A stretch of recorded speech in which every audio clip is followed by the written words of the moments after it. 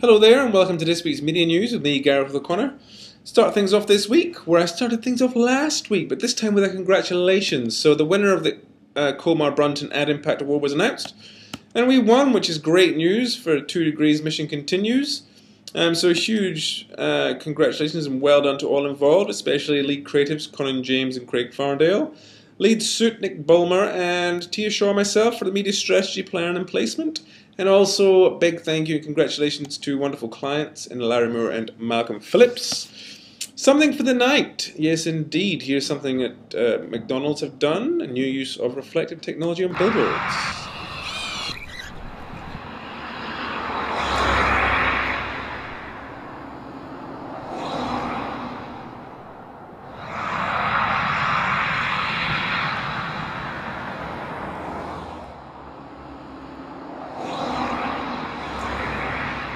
Very nice. I like that. Cars are getting smarter. Yes, indeed. At the New York Auto Show, a few things actually, cars are starting to get smarter, but Subaru have just launched a new windscreen and also a new thing called Eyesight, which has 2 cameras on the left and right hand side of the windscreen, which basically detect where you are on the road, if cars have cut in front of you, if you're starting to veer off the road, if there's trouble up ahead, and it's all synced through to their GPS also, so they can know if you're on the right road or wrong road and what type of road you're on.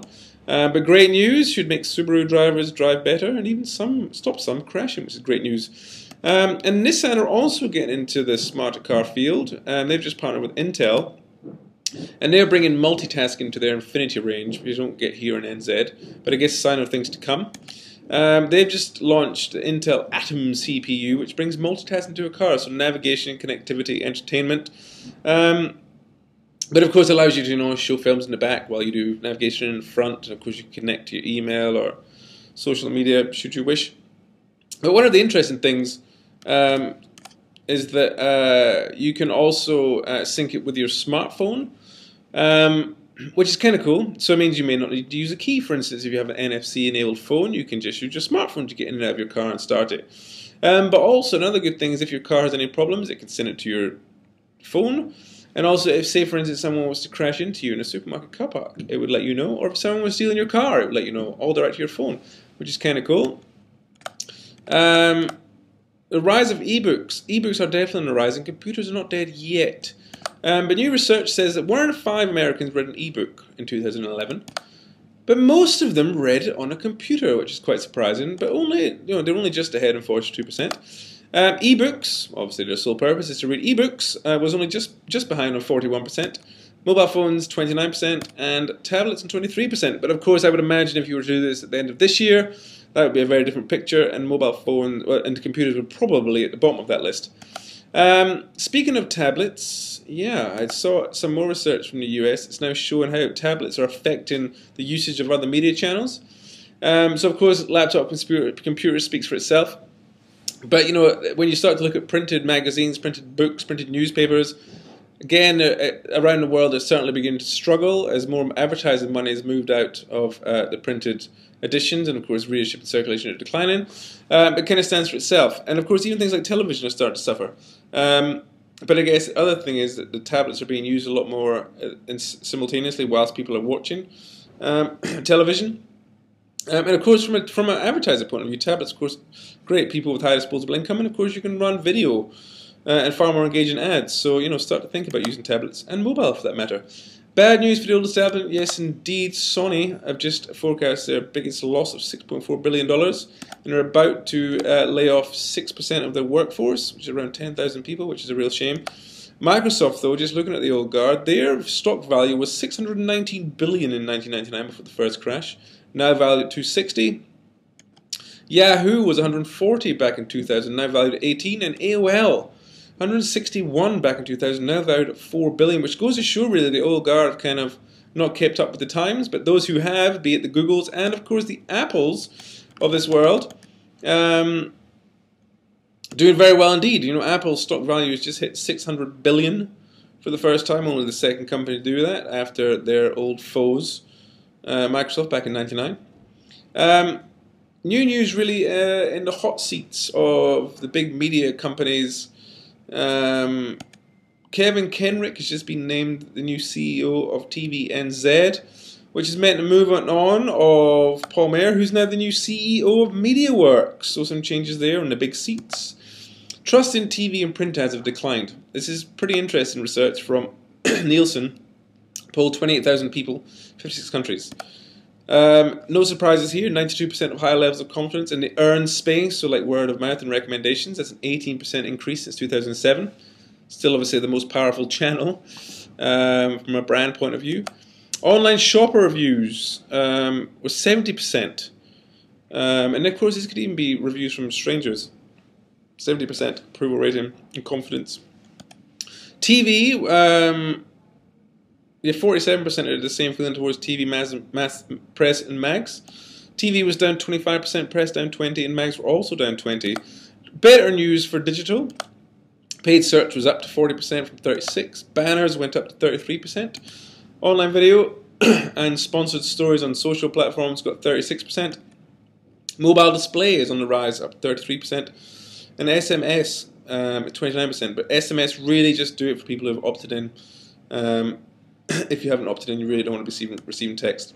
Any owned space, so this would be company websites, etc. That hit a 58% confidence. It's a credible source for information, and an opt-in brand emails around 50%. But really what this is saying, it goes to show the real importance of when you do activity and when you have campaigns running to really focus on paid, owned, and earned. To make sure everything you do in the paid space drives people to owned and earned assets. Ensuring that those assets that you drove people to, the narrative arc continues. And people will find a similar story to what they've just come from in the paid space. But you have to ensure your own space are bloody great. You own these spaces, so make sure they are really sing. And then, of course, in the earned space, make use. If someone says something good about you, incorporate that into the owned space or into the paid space. I mean, the title is there and earned. It's things you've done well that people have talked about. You know, if someone sings your praises, use it. But really ensure that these are all working in unison together. If you have a campaign that's paid, owned, and earned, it's always going to be more successful. Everything should be linked. Second screen sports options. ESPN are very good at this. But again, it goes to show NBC Universal commit $4.38 billion to broadcast the next 4 Olympics. Fair enough. Good on them. ESPN, though, are trying to spoil their party by creating second screen companions that will allow people to have conversations in and around content they don't own. Because people will be watching the content on their TV screens, but they will be talking about it on ESPN platforms. Makes sense, right? Be where the conversation is. That's kind of what I'm saying. Twitter, this is a nice execution. You're not going to be able to see it in its full effect here, but the URL is there. This was done by Argentina, Smart Car Art in Argentina. You could either page down or page up, but really what it meant is when you page down or press the J key, you got to then see a smart car moving along the tweets. Nice idea, but have a look at it. Here's also a nice campaign, but again, go to the website. It's just finished now, but Kraft Mac and Cheese last week hired Frankie and Dottie, 2 ladies who have been enjoying mac and cheese for 75 years. They got them along and they let them take over their Twitter account and their Facebook account, and they were the only people responsible for tweeting. It got to the point where 20,000 people were talking about it on their Facebook, which is quite amazing when you think they've only got 900,000 likes. But really good engagement. And here's the first video. So what we're doing here is, for the next few days, we want the 2 of you, Frankie and Dottie, to take over and run the Kraft Macaroni and Cheese Twitter and Facebook accounts. They're saying that we're going to get... It's kind of sweet, but you can see this. But they start to get the hang of it. You know, they start to understand what's going on. But it's very sweet, and of course a nice way to show the history of the brand and link it into Facebook timeline. Oh, what I just said? Well, okay. You want to do it, Dottie? No, you can do it, Frankie. You do it a little better than I. But you know, they started to get the hang of it. But they had, I mean, huge engagement.